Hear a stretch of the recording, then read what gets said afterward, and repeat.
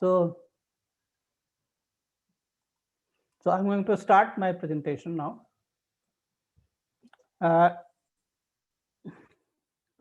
the presentation is about research paper writing, and I have in this paper actually I have tried to give you some tips to you. So, though I'm staying not in Kharagpur, I'm in Bangalore right now. Even then, I try to develop this based on my experience and whatever material I had. So I thought it better to share with young people who have entered into research. So it would benefit them in the sense that probably it would provide you a guideline to see that how we're going to write a good paper, good quality paper. I mean, when it comes to not only writing but publishing them also. So it is very important that you understand and know how to write a good and effective paper. So when it comes to writing a manuscript or research paper uh, for publication, especially I'm talking about, so you should know that what is a manuscript. Okay, uh, generally we define it as a structured and scientific writing of research findings or results which we share with the scientific and professional community. And we can share it in different ways, formally, informally, through different mediums. Okay, you can write a blog, you can even write it on a Facebook or Twitter also. You can use a formal scientific journal. But normally, when we talk about publishing research papers, the medium for communicating research is a scientific journal. Okay, so whenever we are going to see that we want to showcase our work to the world, it must be communicated in a formal way. And for that, you need to publish it so that people can read and write and cite also, right? Now, the very first question that many of you might be having in your mind, that why should we publish a paper? Okay. See, publishing is a part of the research process. Okay. So if you have done something, so if you keep it to yourself, then nobody will know about it, right? So it is very important that you publish them. Okay. And then where you are going to, why you are going to publish it, and when you are going to publish it. So make sure that you should publish it when you have any new original results or methods, or you want to say reinterpret or refine some published results based on studies of somebody else, or you want to review or summarize on a particular topic. So all kind of things can be published by you, but you should not publish such things like reports of uh, no scientific interest. It means it does not have any scientific rigor. What I mean to say by scientific rigor is that it does not follow a framework of scientific rigor where it can be, where it cannot be reproduced or replicated. Okay, those work which has no relevance, which are out of date, and you also ensure that there is no duplication of previously published work. See, what I have seen as uh, my experience as an editor and also researcher, that many papers which are sent for publication has lot of duplication. There is no originality, nothing new in terms of say review or methodology that they adopted, the findings. So if it does not actually extend new knowledge on the literature, or it does not provide any kind of say addition to the knowledge on that particular topic, then that should be avoided. And that is where we say that duplication of previous works that is published by you should not be published. Make sure that you are publishing something that is correct. Okay, and where your conclusions are not acceptable to the people. Yeah, in some cases, sometimes we find such results which may not be acceptable, but for that you need to convince your readers that this is what I find and this represents reality. Okay, So basically the idea is that you need to publish something that is good, which has a quality, which actually provides some kind of extension or novelty in the literature on the particular topic on which you are going to work. Okay, so the idea is that you must publish a prepare a good manuscript where you are going to present your research so that you can work on it. Another thing is that if nobody reads your paper, then what? Okay, uh, I have seen people academic settings in colleges, universities, and institutions, and they write a lot of papers. Okay, in many say obsolete, obscure journals. Okay, and nobody is going to read them. So you say that you have published 12 papers, but how many of them are actually good quality papers? How many of them indexed? How many are being read by people? Whether people really cite your work or not? So these are some of the considerations that you need to ensure before you take up your journey for the research. Okay, so your paper is worthless if no one reads it, uses it, cites it. So you make sure that whatever research you are doing is going to be meaningful. So it describes what exactly you want to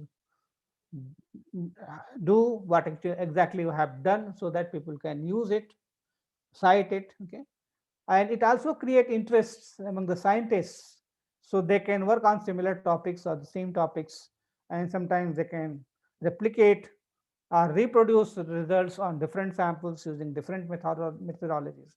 But if you are using the same types of sample or same kind of methodology, then it becomes replication. Okay, so when you are going to submit a manuscript, basically you are trying to market your work to the academic and professional community to tell them, okay, see, this is what you have done, and based on your research, and that is what you want to offer to the academic community, so that they are going to read and write, and it depends upon their interest whether they are going to read, they are going to make use of your work in their work, or if they are going to cite your work or not. Okay, so what makes a good manuscript? Okay, now the major question is that, okay, when we are saying that we need to publish good quality paper where we are going to provide some kind of extension to the knowledge in the relevant field on which we are working, so it is very, very important that you develop a good manuscript. Okay, now if you look at the red line, it says that content is essential. So the most important thing in a paper is that what content you are providing. Okay, so it makes sure that your manuscript contains a message which is very, very clear, useful, and exciting, so that readers find it interesting, useful, and can make use of it either in their research or they can apply it in some context. So any manuscript basically conveys what the author thinks about in a logical manner, so that the person who is going to read it can conclude something that, okay, this is what the author wants to say about a particular topic, right? So you have to see that how you can construct your manuscript in a particular format which showcase what you have done, I mean your material, and you have to write it in such a way so that you clearly communicate this is what you have done. Okay, so the most important thing in any manuscript is the content. Now moving further, let me discuss about what makes a good manuscript. Okay, so a good manuscript always makes readers, reviewers, editors who is going through them, that how good it is in terms of its scientific rigor or significance that it provides. Okay, so see, we have all learned in the process of writing papers that what is a good manuscript, and it requires a hard work on our side to ensure that we are going to write something that is good, published in good journals, good quality journals, you can say. It is cited by people, people are going to make use of that. Okay, so when you are going to prepare a manuscript, you have to take care of that. So you cherish your work. If you are not going to take care, then why should the journal? Okay, For that matter, you know that most of the good journals are very, very professionally managed. So if you are not going to write a good manuscript, the possibility is that even if you submit it for publication, it might be rejected at the desk of the editor itself. Okay.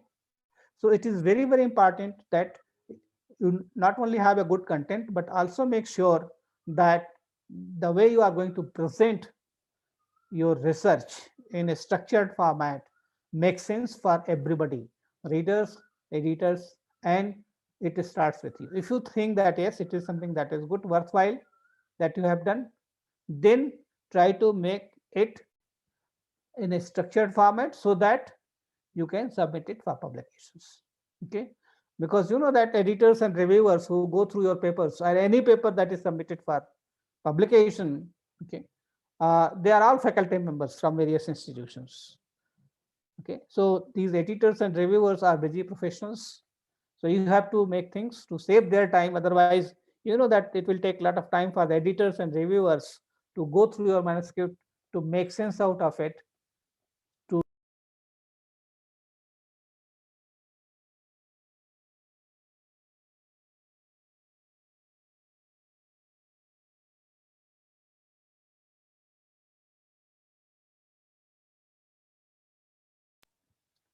make sure that the way you are going to present the entire material, I mean the content in your manuscript, makes sense to everybody. It excites the editors, reviewers, and readers. And if that is happening, then it is good, otherwise not. Okay. Now moving further, when we are talking about manuscripts, it could be journal articles, which basically publishes empirical work, review papers, or even theoretical papers. So most of the journals you will find that they publish empirical works done by the authors, or review articles on a particular topic, and also some theoretical articles. So if you look at the nature of complexity that is involved, theoretical papers are most difficult and complex than the review papers, and, and ultimately you have empirical papers, which is relatively easier to write compared to review papers and theoretical papers. Okay, because review and papers basically theoretical papers are more original, but in empirical papers we have some idea, we have some theoretical say background from where we derive certain ideas, hypothesize them, and test them in the empirical paper based on the data, right? So you have to understand that what kind of manuscript you are going to write, whether it is a journal paper, I mean journal paper in terms of a research paper, empirical research paper, or it is a theoretical paper, or it is a paper based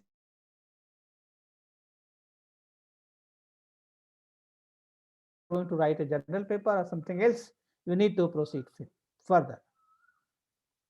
So you need to decide on the type of manuscript, whether you are going to write full articles, original articles. So when if you have decided full articles, original article, it means that it must have substantial completed piece of research, which is very, very significant.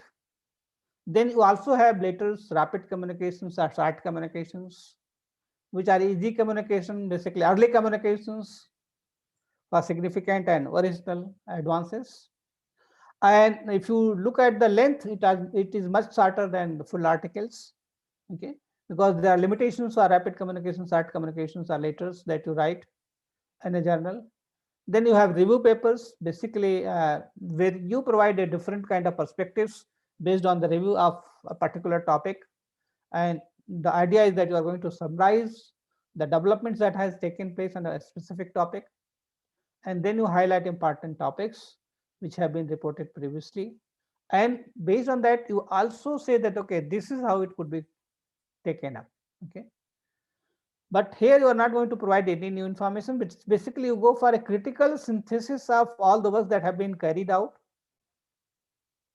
And then you present them systematically, highlighting, okay, these are the important things that has come out, which could be a base for doing some kind of empirical work. Okay. Sometimes you have invitation papers also. Some journals invite journal papers from people, okay, where you are going to write your own work. Make sure that whether it is going to be a full article or something different. So you have to ensure that whatever you write is going to be of some significance to the people, okay. And when you are writing a manuscript, and you're not the only person who's going to read it, so make sure that uh, if you are trying to develop a good manuscript, always get support from your supervisors, your colleagues, your peers, and they would definitely give you good advice that how you can improve upon the manuscript. So now we have decided about what kind of manuscript we are going to write, and here my focus is basically on research papers, full papers that you are going to write. Now, once you have decided about the kind of manuscript that you are going to write, the next stage is that you need to identify your target audience, right? For whom you are going to write. So you need to identify your readers or community of readers for whom you are going to write papers, right? For example, if you are going to write, say, an article for a say newspaper, it means you know that who is your intended audience. So if you are going to write a research paper, then you must ensure that you identify a specific journal where you are going to publish it. Okay, and identifying your target audience depends upon what, for whom you are going to write. So if you look at the next para, it says that identify the interest of your audience. I mean, who is your audience? So it depends upon what kind of specializations you have and whether your research is based on that particular specialization. For example, whether you are working in the area of industrial organizational psychology, educational psychology, social psychology, clinical psychology, personality, or developmental psychology, to name a few. So accordingly, you have to find either a specialized journal or a more broad-based journal where all kind of articles related to, say, psychology is published.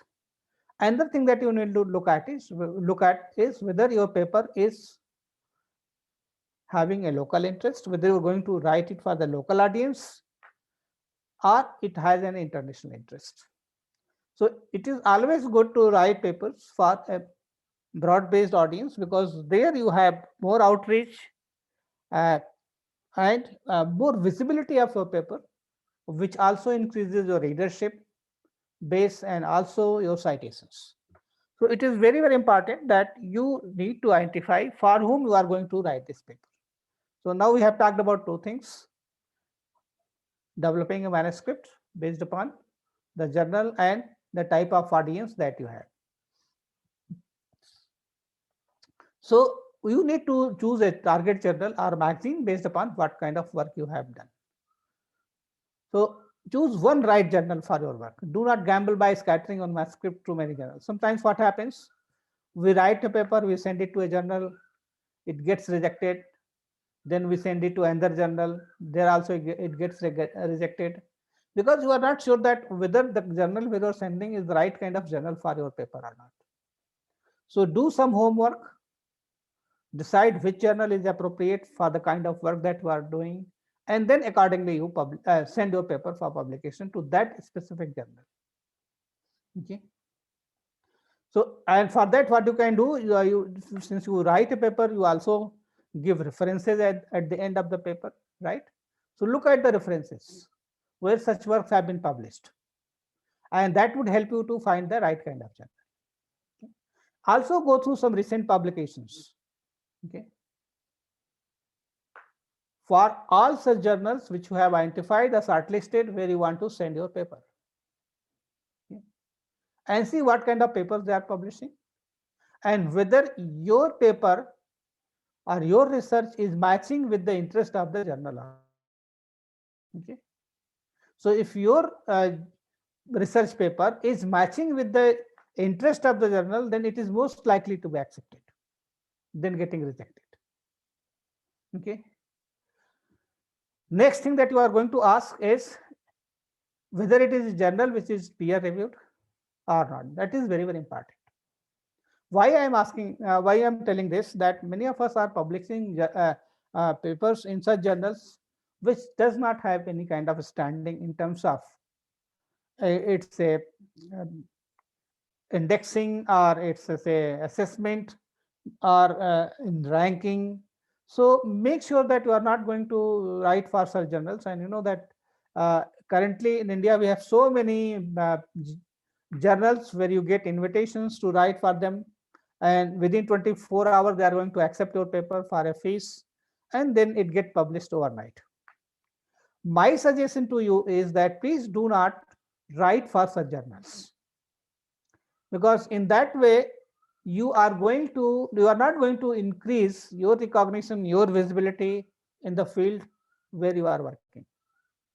Okay, so it is very important for you to write for those journals which are referred and peer reviewed, because that would give you some kind of recognition, and also it would create some kind of interest in readers and say researchers, and they are going to cite. Another thing that you are going to look at is that whether it is indexed journal or not. How many of you know about what is index journal? Anyway, hello,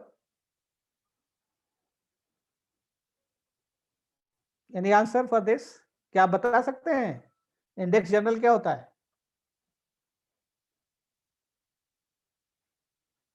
No idea. Okay, let me tell you that nowadays your assessment as a researcher is done based upon whether you have published your paper in index journal or not. Okay, and for different subjects we have different kind of indexes which provide some kind of evaluation of the kind of that work that you have done. Okay, the most often indexed is Scopus. I don't know whether you heard about it or not. Scopus, if it is Scopus index journal, then the credibility of the journal is not at stake. It means it is understood that it is one of the best reputed journal where you are going to publish. For example, you know that Psychological Studies, which is published by National Academy of Psychology India, is also a Scopus index journal. Okay. For example, in management, we use this ABDC, okay, that is Australian Business Deans Council indexing. So they have actually created categories of journal into A, B, and C category of journal. So if it is indexed in that ABC category, then it is considered as a good journal. Okay. Now, third thing that you are going to look at is who is the journal audience, who is going to read it, whether it is going to be read by the academics, professionals from the industry, or other general audience. It depends upon what is you are going to write.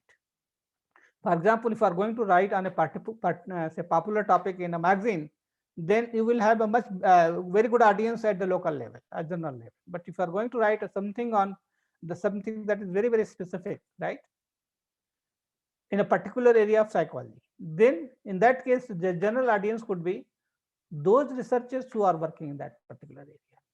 Okay, the next thing is that how long it will take to see your article in print. Okay, because there is a time cycle from submission to publishing a paper. So the moment you submit a paper to a journal website, it takes some time. Okay, and this cycle time varies depending upon the kind of journal it is. Okay, normally it takes 3 to 6 months. In some cases, if the journal is receiving a lot of papers, then it would be very difficult for them to process. It may take even 1 year or so. The best example I can give of Psychological Studies, where papers are pending since last 1 year now. And of course, this because of this pandemic, we have not been able to process and look at them, that whether it is worth publishing these papers or not. And finally, you also look at the prestigious, what is the ranking of this journal. Okay, and this is actually related to the impact factor. Okay, impact factor is not a guarantee that it is a prestigious or reputed journal. It is based on the number of citations, average citations that is made for that journal in a particular year. So sometimes you'll find that many good journals may not be having a good impact factor, including psychological studies, which is a Scopus indexed very good journal, and you will find the rate of rejection is more than 96%.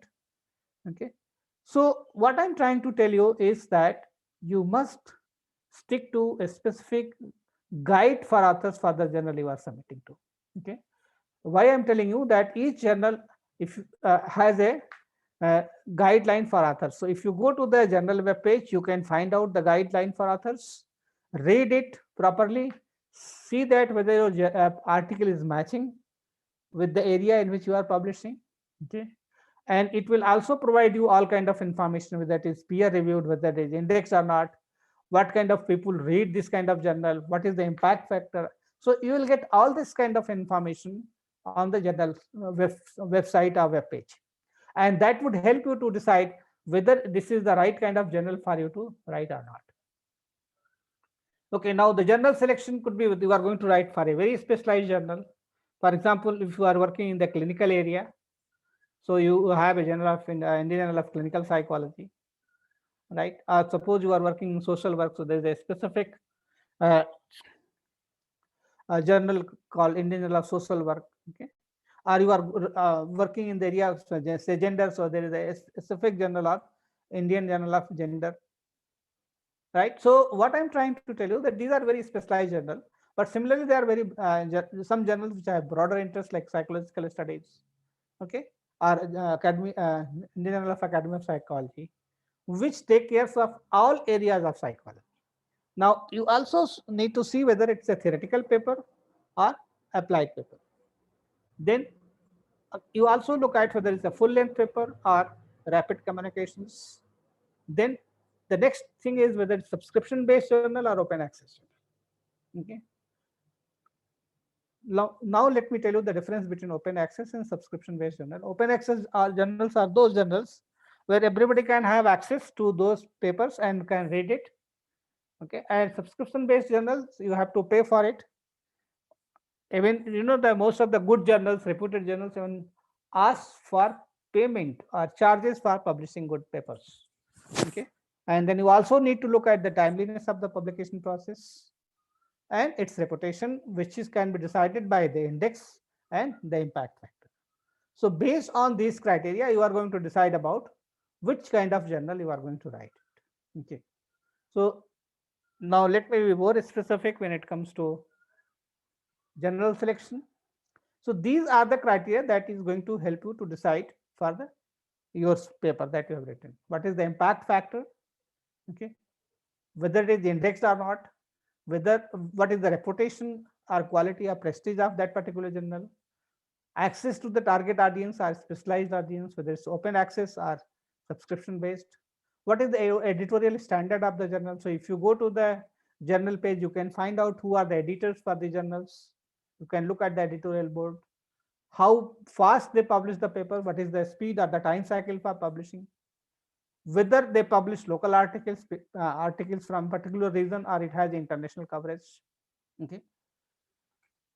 So these are some of the, you can say, criteria that could be used for identifying the journal for which you want to write. So one last thing before you write the paper, start writing, read the guide for authors for the target journal at least 2-3 times. So that would make you clear whether your paper fits into the journal or not. Okay. Then you prepare, when you are preparing a first draft, make sure that it is matching with the format that is provided by the journal in terms of text layout, citation, figures, tables, everything. So you have to prepare it accordingly. Okay. And look at the aim and scope of the particular journal to ensure that your paper is matching with the journal for which you are publishing. Yes, definitely it is going to save your time, not the editors. Because if editors find that it is not matching, then they might go for rejecting the paper. Okay. For example, if they find that paper is not a proper format, referencing is not done properly, and you have not followed the standard operating process to write the paper, then at the first hand it might be rejected, even if you have a good content. So make sure that you follow all the norms while writing the paper. Now, we have been talking about what are the various aspects. Now coming to the paper. Okay, what are the various components of the paper? Look at it.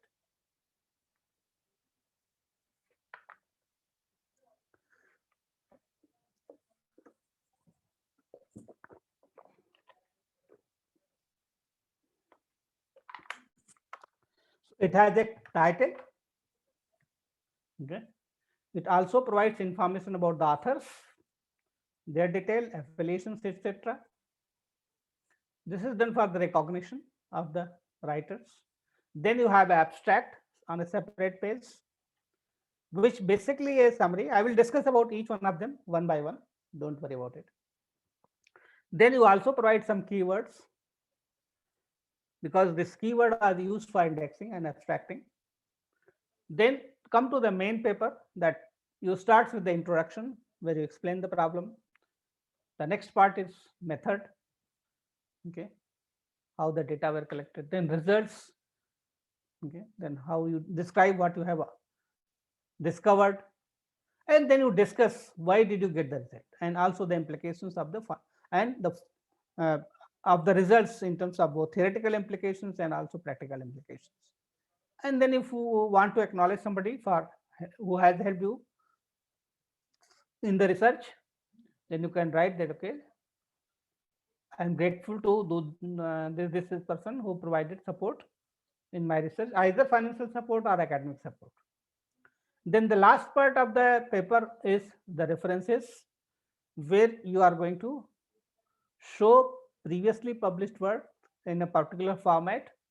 And then finally, if they require some appendices, then you are going to provide like scales, tables, and other things.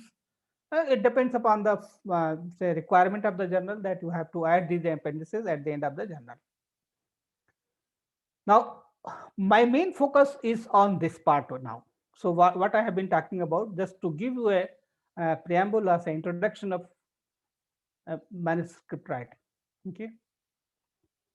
So this is a general structure of a full article. You have titles, authors, abstracts, and keywords. The main text, introduction, method, results, and discussions. Then the third part is acknowledgement, references, or some other supplementary materials. Make them easy for indexing and searching. So make sure that the keywords are informative, attractive, and effective, so that because people use these keywords for searching research in the area where they are working. Okay, and make sure that journal space that you are taking to write your paper, okay, is specific, and you know that most of the journals specify the length of the papers. On an average, it is from 3,000 to 7,000 words. So make sure that all this is covered within that words. N word means the number of words that you are going to use to write a paper, and if you use Microsoft Word, it will tell you how many words you have used. So make sure that it is not more than 6,000 to 7,000 words at the most for a good length article. Now coming to the more important thing. See, these are the technical aspects of the manuscript. Normally 25 to 30 pages is the ideal length for a submitted manuscript, okay, including all the data. And it would have these kind of things: the title page, abstract, 1 paragraph, introduction, 1.5 to 2 pages, methods, 2 to 4 pages. The maximum time length is of your results and discussion. That is more important, 10 to 12 pages. Conclusion, 1 to 2 pages. Make sure that the number of figures and table does not increase. They are not so many. I'm not saying that this is prescribed, but you can have some kind of say range from 6 to 8 at the most. Figures, 3 to 4 tables, okay, and references actually 20 to 50. Don't give so many references. Not all the references, provide only relevant references. Okay, for letters and short communications, you have more limitations. At the most, you cannot go for 3,000 words. Okay. And some of the review papers are only for 1,500 words. Okay. Recently, I had difficulty because I was writing a review paper for a journal, and then ultimately I had to cut short everything to make sure that it does not increase 1500 words, including one table. That's all. Okay, so these are some technicalities that you need to follow. Now coming to the title page. Okay, look at this. The title page is the first page which summarizes the main idea of the paper thesis. It includes dependent variable, independent variables, samples. Abbreviation should be avoided in the title. Okay. The recommended length for a title is 10 to 12 words. Now, there are certain redundancies in the title that sometimes we use, and that should be examined properly before you make use of it. Like a study of. So please avoid using these words. An experimental investigation of, a theories of, a sum, or toward a. These kind of words in the title should be avoided. Now here I have given one example of my work, like knowledge management, organizational and technical dimensions, and empirical investigations to determine the factor associated with service quality in public sector banks. Okay. Now here, if you see, this title is too long, and the word that is printed in red, and empirical investigation to determine, is redundant. So this has to be rephrased as what? How would you write this title? Knowledge management, determinants of knowledge management, organizational and technical dimensions. So that is good enough. You don't need to write too much. Okay, and make sure that it is as short as possible, and you are not going to use some of these redundancies in the title page. Okay, so you have to be very, very careful when you're going to write the title page. So what is the basically the title page talks about what is the paper broadly about. Basically, the title is the first opportunity for the readers to have their attention. Okay, so basically they are the authors who is going to cite your work. Okay, so it has to be informative as well as concise. Reviewers also check whether the title is specific and whether it reflects the content of the manuscript or not. Editors hate titles that make no sense or fail to represent the subject matter adequately. And even my experience is that sometimes when I go through the papers as an editor, I find that the title is not written properly. It does not represent the content at all. Okay, so it has to be accurate because this is used for indexing and databases. So as I told you, you need to avoid technical jargons and abbreviations in the title. Okay, like you used to have readership as large as possible, right? So delete trivial phrases like notes on or a study of. Title that end with the question mark are not acceptable. So make sure that you are not going to use a title with a question mark.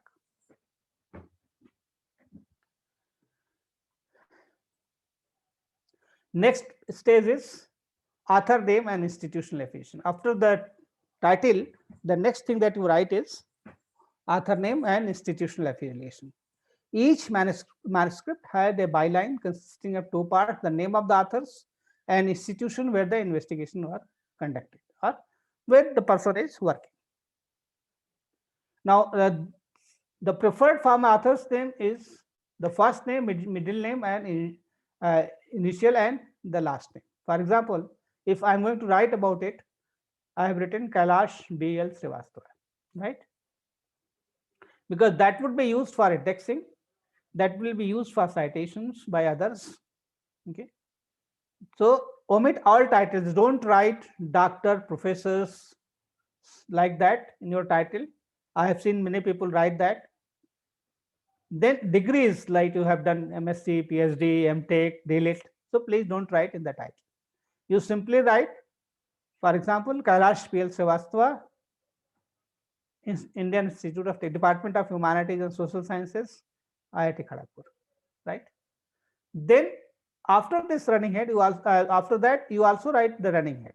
It is an abbreviated title that is printed at the top page, especially at the top right hand page of the published article to identify the article for the readers, and it should have a maximum of 50 characters.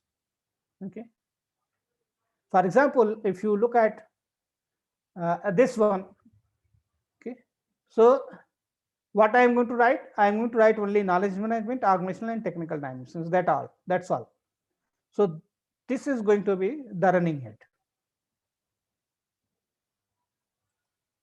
Okay. Now after the author's name, now coming to the abstract. Okay.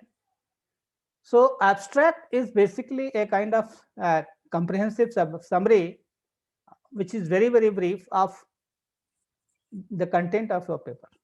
Okay. So just by going through the content, the abstract of the paper, one can understand what is it all about. Okay. So almost all journals thesis reports require an abstract. So it should consist mostly 100 to 150 words. Sometimes this limit is up to 200 words also. Okay. You have to look at the paper. In case of empirical research papers and in case of review papers, it should not increase more than 75 words.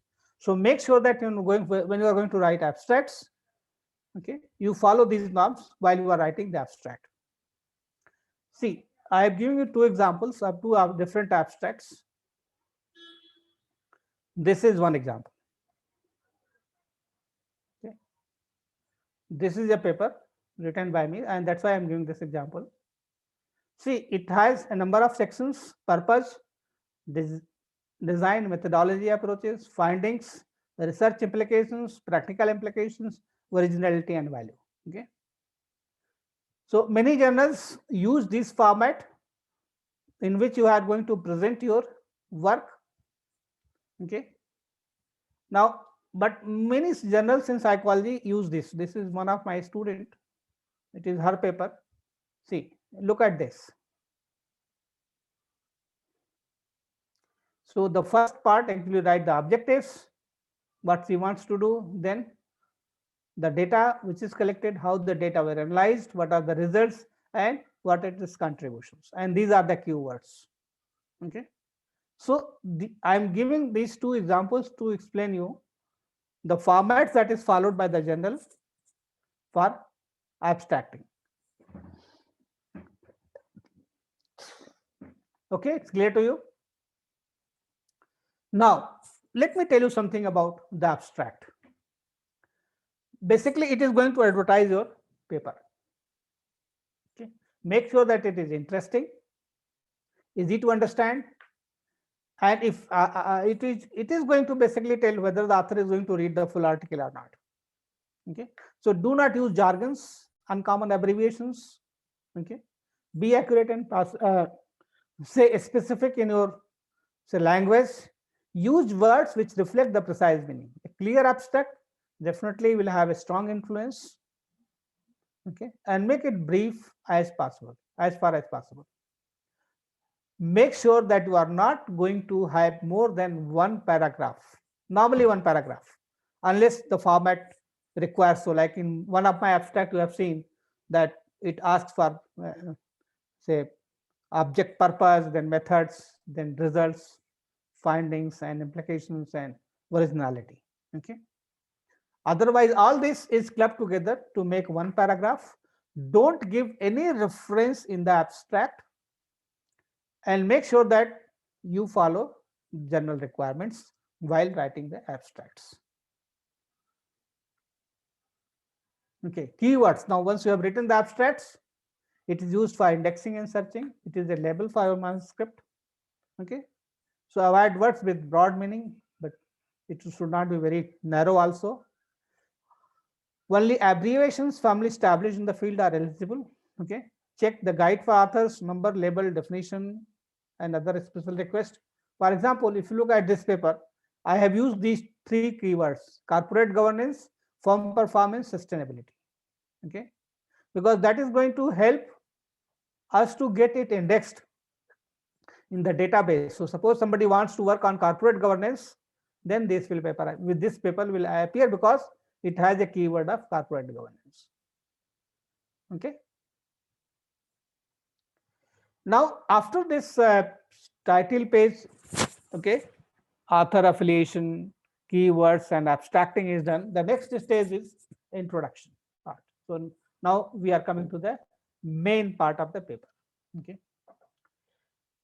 So before beginning to write, one should consider the following three major characteristics. That is, what is the length, how we are going to have headings.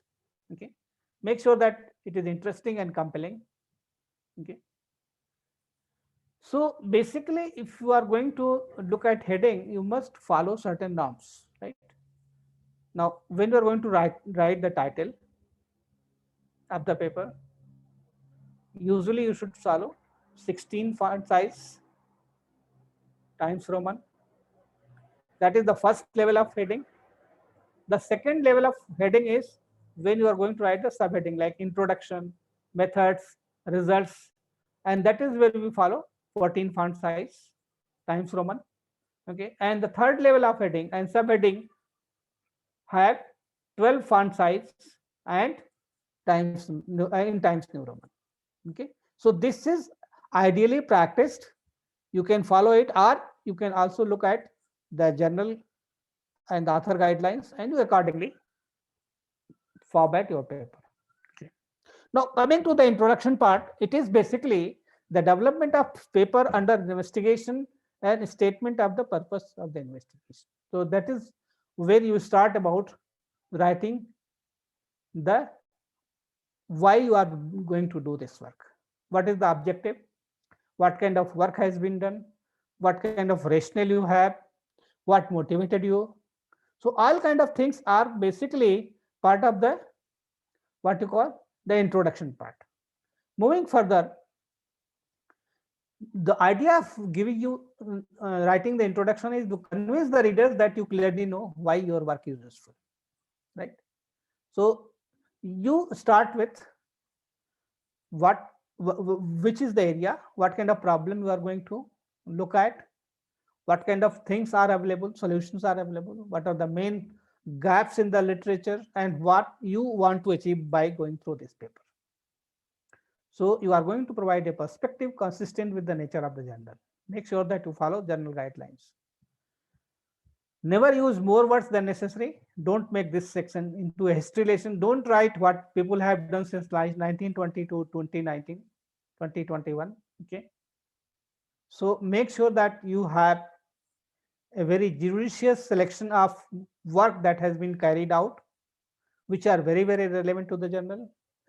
Of course, you need to give say citations of some classic works that have been carried out. Then you see that what are the other works that have been carried out. Why did you choose this problem? What are the theoretical background or rationale for which you have used? Okay, and what are the gaps in the literature that you have identified, which is going to define your objective for the paper. Okay. Do not mix introduction with results in discussion and conclusion. Let it be separate. Okay. So that your manuscript follows a logical sequence from introduction to methodology to results, discussion, and then conclusion.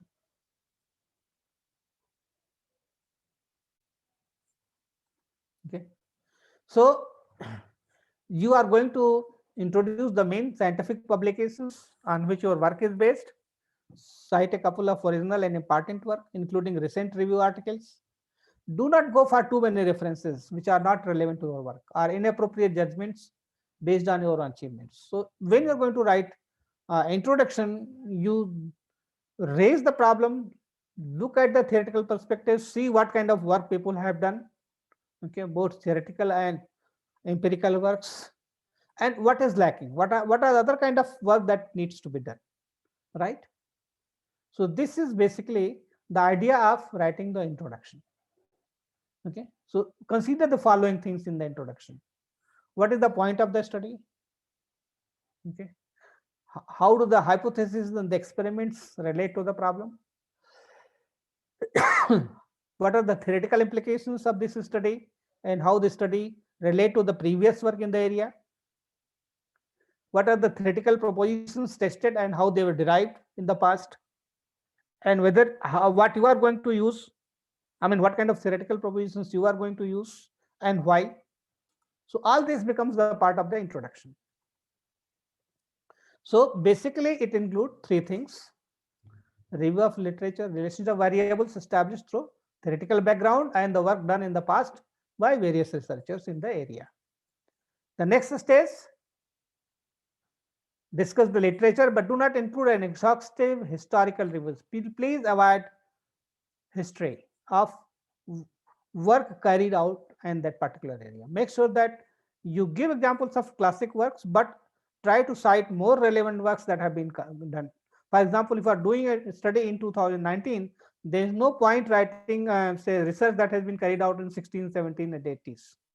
So write basically cite more relevant works, more recent works, and make sure that your previous work and the present work, what are the controversial issues that have come up, okay,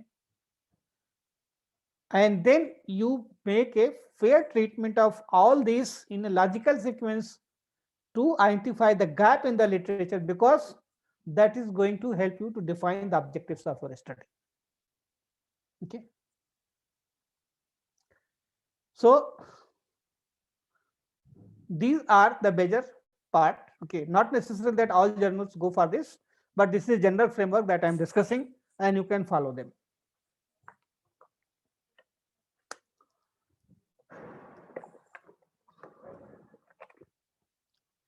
Review of literature. Once you state the objectives, we state the problem, see what kind of work has been done. Okay. Then what are the gaps in the literature? Based on this gap, you are going to write the objectives of your study. Then whatever variables that you have taken, you conceptualize them.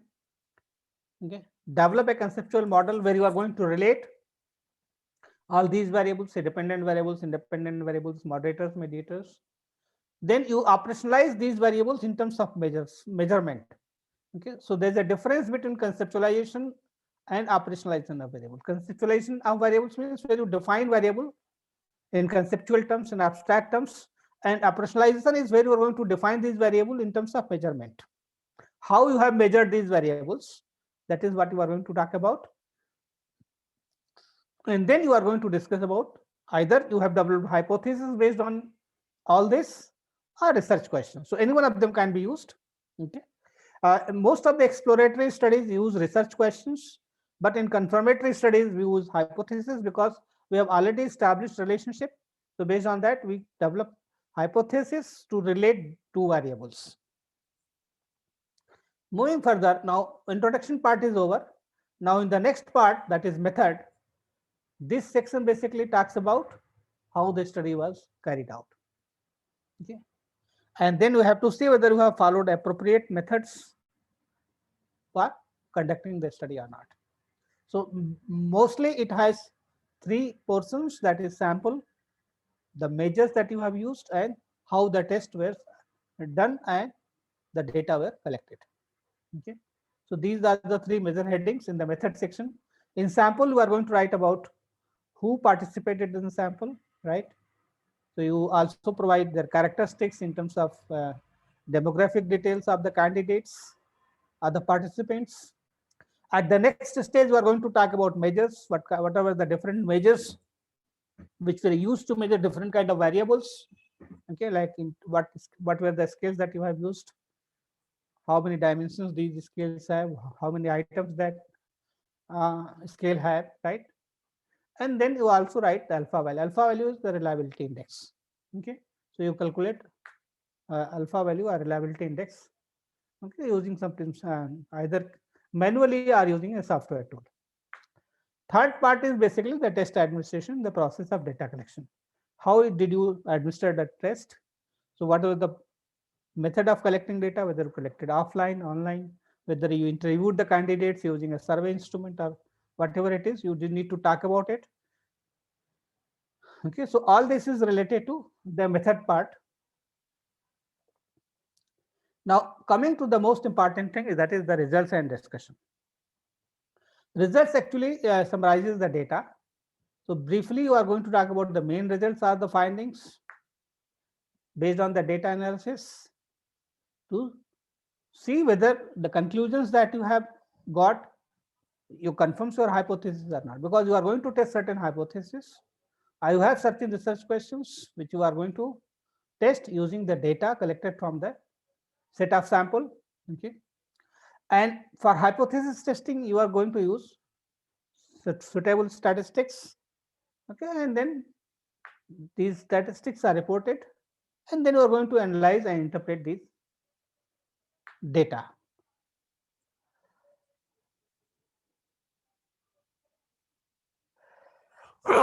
Sorry. Okay. Now this is where you have to sell your data, right? You know that most of the manuscripts are rejected because the discussion is very weak. Make sure the discussion corresponds to the results. Okay. Now, when it comes to analyzing the data, you know that you have softwares. Many of you might be using uh, SPSS and other softwares for analyzing the data. So you may be good at analyzing the data and using these softwares, but you must understand why you are using a particular analysis, in what way it is going to help you to test your hypothesis, and whatever results that you have got based on the data, how you're going to interpret and discuss that. So the most important part of the paper is the results and the discussion. And here the discussion is the most important thing. Okay. So make sure that your discussion is related to the results that you have obtained.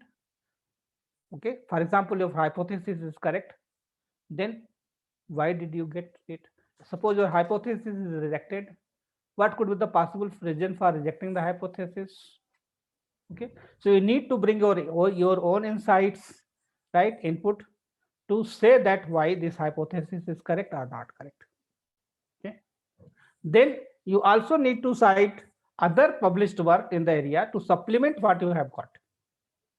Okay, do not reiterate the results. You need to compare the published results with yours. Okay, whether other published results confirm your findings or do not confirm your findings, and if not, why not? Okay, do not ignore work in disagreement with yours. Confront it and convince the reader that you are correct or better. What I mean to say that you might get a result which may be contradictory, which may be opposite of what others have found. So in that case, what will happen? Are you going to say that you are correct, they are not? No. You are going to convince that why you are correct. You can discuss the results based on that sample characteristics, culture, and other factors to convince the reader that the result that you have got in this context for this sample is correct. Okay. So when you are going to analyze the results, you might be using inferential statistics like t-test, f-test, chi-square, right? Depending upon the kind of data you have, parametric or non-parametric. Okay. So you make sure that when you are going to prepare tables, you provide all such information, the table number, what does this table talks about, okay, degrees of freedom, probability level, the direction, okay, all these things must be missed, whether it's a tailed, one tailed or two tailed, whatever it is, okay, and also provide a summary of findings at the end of the result section, so that people can see that what are the various results that you have obtained. After presenting the table, you should evaluate and interpret the implications with respect to your hypothesis. Okay. One is free to examine, interpret, and quality of the results as well as try inferences from them. Okay, but one should be guided by these questions.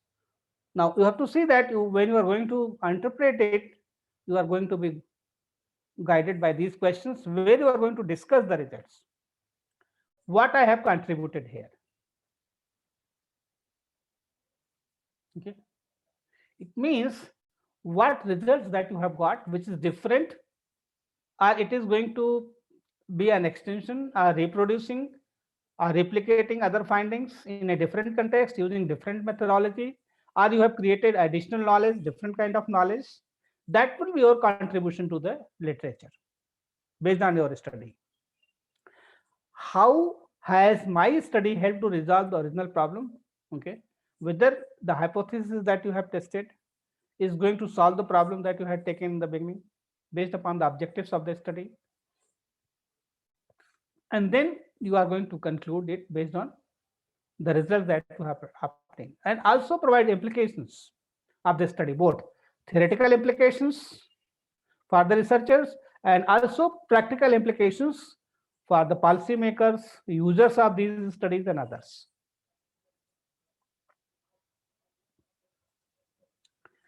After the discussion, the last part, that is conclusion. So these are some of the things that you need to write, like conclusions, summarize your studies very comprehensively. You also need to write implications of the study, contributions of the present work to the literature, what are the limitations, it could be in terms of sampling, data, analysis, all kind of things would be used as a limitation. For example, if you have collected cross-sectional sample data, so and it would be appropriate if you go for a longitudinal data, so this could be a limitation, right? For example, you have collected data from hospitality industry only, so that could be a limitation because the results cannot be generalized to other industries. And then you also mention about the scope of future research, what else can be done. Okay, then the next stage is page numbering. For prefacing materials of the thesis or report, use small Roman numerals and should be centered at the bottom of the page. Sometimes we also have it the right hand top. Okay, page numbers of the body of the thesis should be in the Arabic numerals and should be centered at bottom of the page, like, and font that you should use Times New Roman 12 font, double spacing, A4 size paper with 1 inch margin on other sides. But for page numbering, please follow the author guidelines for font and spacing, because the requirements of the journal may be varying from one journal to another journal. Okay. Then there could be, when you're going to write a report, you have to provide author's note, details about the authors, footnotes, but sometimes though psychology we use it less, but sometimes you provide certain footnotes about the references that you have mentioned, that citation, the text, and on that particular page itself you are going to write about the footnote, which basically talks about the authors who have talked about certain things. In appendices, you might be having a number of appendix, like tables, say skills that you have used for the research and other kind of things, which is to be given. Then finally come to references in the text. This is how we provide references. Beginning of the text, it should be written like that. Okay, like Goldner, this said this, I found it. When you are going to use it at the end of sentence, that you write it like that. So this is a proper format, especially in psychology, to write references like this. Okay, so while you are going to write references, please follow the guidelines of references. In psychology, we basically use American Psychological Association manual for referencing, but in management we also use the Chicago style and Harvard style of referencing, which is different from APA style. I hope that most of you might be using APA style. Do you have this APA manual 7th edition? Hello, Dhananjay? If you do not have, then I can send you a soft copy of APA manual, which can be used by the department.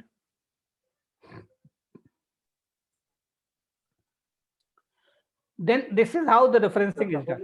Yeah, hello. Hello. Ji sir. Do you need 7th edition manual, APA manual? Of course, sir. You can. It will be great help for our students and for us. Yeah, I will send you the soft copy of 7th edition of the APA manual, which is with me now. Okay, and I will also send you some good books on research methodology. Research methodology, which I have soft copies only, so I will try to send you. So you can send your Gmail ID, which and then I will use some of these good books that is followed for research and faculty and students can use them as and when they're free. It is freely available, but I will send you a copy. Okay, so this is how the references is done. So we have different styles for writing journals, books, edited books, and when you're going to provide references from the web page. So that is to be followed by you. It has a very specific style. Like now, sometimes instead of writing this type of font, we write like this. Both of them are correct. Okay.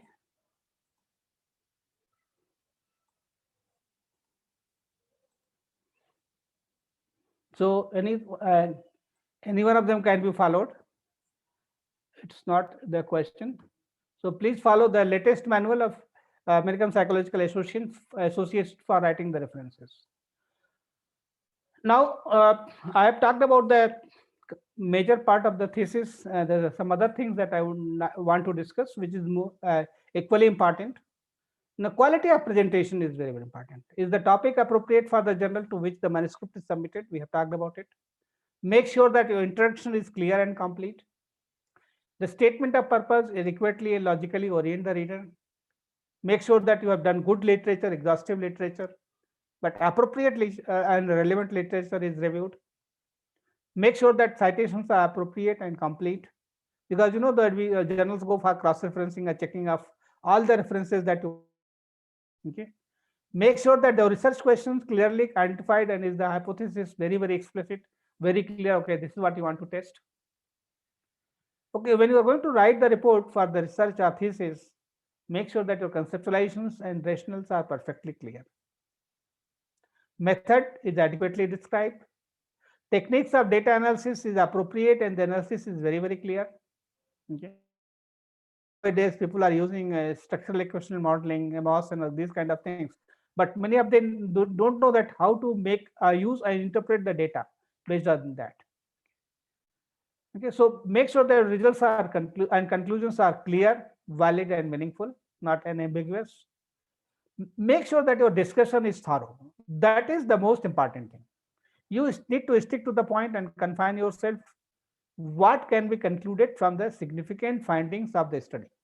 Sometimes we do not focus on the study, but we basically deviate from the study and write anything to conclude the things, results and the discussion. Make sure that the paper is concise and the manuscript is prepared according to the general style guideline. Do not use ornamental and superficial language. That is not required.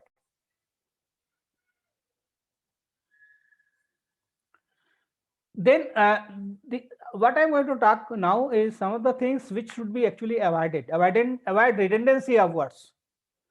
So whatever is written here in red is actually redundant. So there's no need to write a total of 65 participants. Simply write 65 participants. Like they were both alike, so both is redundant. Like 4 different groups are instructions which were exactly the same as those used. So different does not serve the purpose because you have used 4. Exactly is not required. Because you are writing the same. Absolutely essential? No, write only essential. So whatever is written in red, for example, in close proximity. Proximity means you are close. Okay. Anonymous means yes, you are completely anonymous. So you don't need to write this complete. Just exactly. So please do not use just. Very close to significance, do not write very. Period of time, please delete this word if you have written in any of your work. Summarize briefly. No, just write briefly. The reason is because you are giving the reason, then why you are writing because. So these are the common mistakes that we all make. I'm not saying I do not make, I also make sometimes, but I try to correct myself as far as possible to see that these kind of mistakes are not made. Some important points. When you are using gender, right? Instead of he or she, it can be replaced by their, person or individual, right? Never start a paragraph or sentence with an abbreviation. And when you are using abbreviations, For the first, it should be spelled out first time, followed by abbreviations in parentheses. For example, with respect to business finance. So in parentheses, we have written BF. The following applies. Then in BF, one often encounters. Later on, we can use abbreviations. Avoid use of comma between before and or. For example, here, look at this.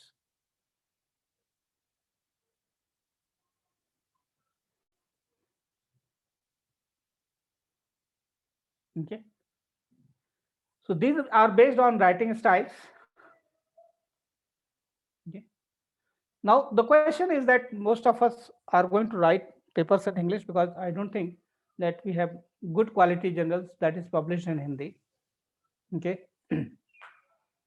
So make sure that your language is correct, grammar, punctuation, spelling, sentence, or all the sentences that you have used are logically structured. It shows clarity of content. And the most common mistake that we all make is when you are using articles A and the, right? So make sure that it is corrected by you. These are some of the suggestions. Use shorter sentences. Read papers in English, leading research journals. Ask colleagues for help. So somebody is good in English and you can ask him to make the corrections. Nowadays, you know that we use a software. I don't know whether you have it or not with you. Grammarly is the most often used software. And actually, I also use Grammarly to look at the structure part of the language, including silly mistakes that we all make related to use of articles and other kind of things. So Grammarly is a actually language correction software, and it is not very expensive. I think around 600, 700, 1,000 rupees is annually charged by the Grammarly. So you can go from a premium version, and it actually helps you to ensure that you are able to look at your language part, because language is very, very important for all of you when you're going to write it. So use Grammarly for software corrections, and language quality is very, very important. Okay, make sure that your findings and conclusions are concise as possible. Don't use unnecessary words. Make simple. Use active writing style, right? So one thing that I have seen nowadays that we use passive style of writing.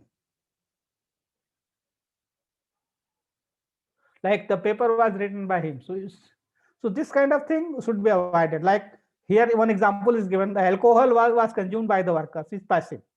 So don't use passive style of writing in your thesis. You should always write active writing, like the worker consumed alcohol, which is much snappier, shorter, crisp, right? Tense is important. Okay.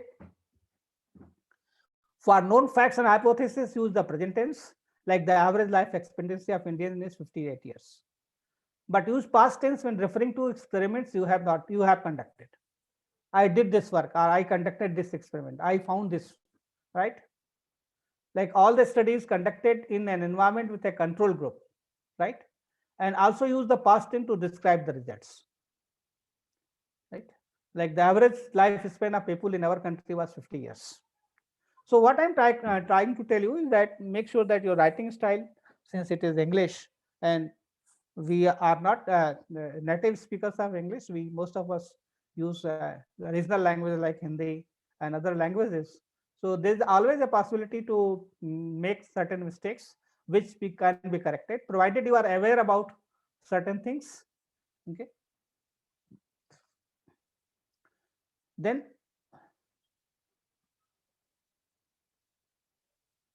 use of tense, how we're going to use tense. Generally past tense, like Mitra showed, are present perfect tones like Mitra has shown is appropriate for the literature review. Methodology result section should be written in past tense.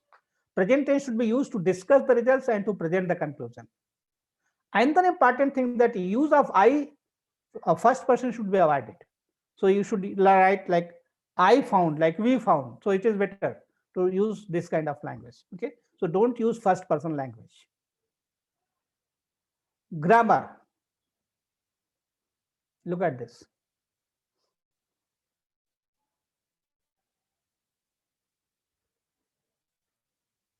See, the second mistake is most of us that we make is the data was collected. Data is a plural, so you should write data were collected. Neither the participants nor the teacher were in the room. Neither the participant nor the teacher was in the room. So these are the small mistakes that we make. Make sure that don't make these kind of mistakes. See, look at this hypothesis. Hypothesis there is plural. So these hypotheses. These are some examples that I have given to explain. Like these data only provide a partial answer. Incorrect between 2.5 to 4 years of age. This is how we have tried it.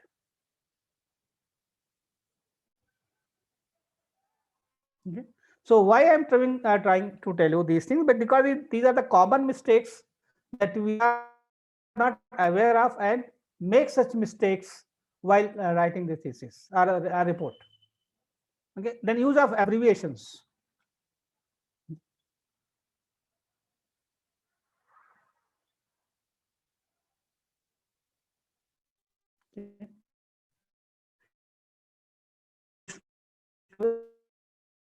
Okay. What are the various short form?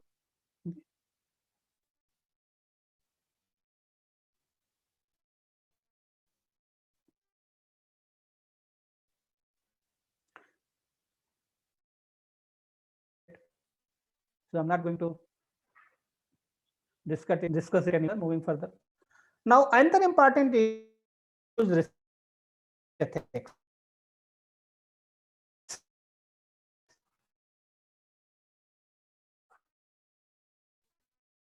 And in psychology is very, very important. Which need to be resolved. Make sure that you are not going to involve